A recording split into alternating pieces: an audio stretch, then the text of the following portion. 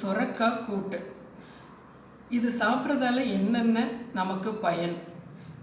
கெட்ட கொழுப்பு கரையுது.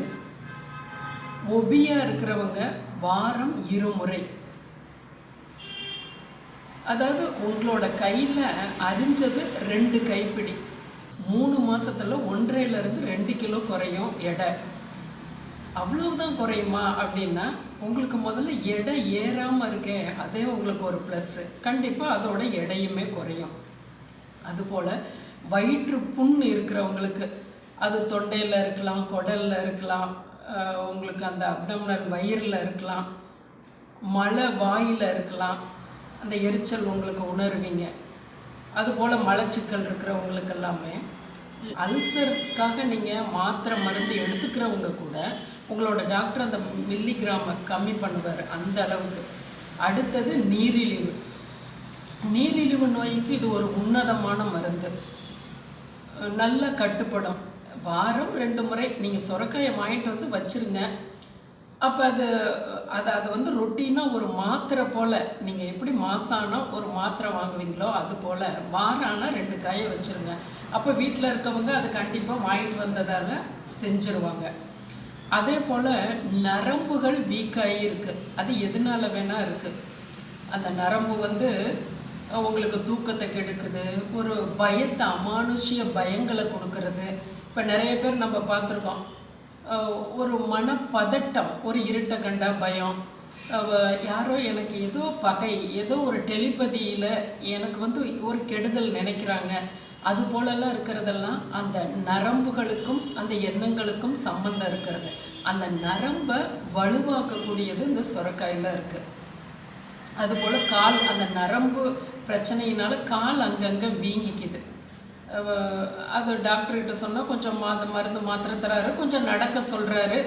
அதுபோல் கண்டிப்பாக இந்த சொரக்காயை வாரம் 2 முறை. இப்போ இது வந்து செய்முறை உங்களுக்கு சிம்பிளான வீடியோ தான், ஆனால் அதனுடைய பலன்களை கேட்டு, அந்த மருத்துவத்தை கேட்டு நாம் சாப்பிடும் பொழுது அது வந்து கொஞ்சம் ஒரு மாதிரியாக இருந்தாலும் அது ருசியாக தோணும், அது மருந்துன்னு நம்ம மனது உள்வாங்கும். நான் ஒவ்வொரு பதார்த்தத்துக்குமே காய்கறிகளுக்கு அதுக்கான மருத்துவ பலன்களை கொடுத்து தான் நான் வீடியோ கொடுத்துட்ருக்கேன்.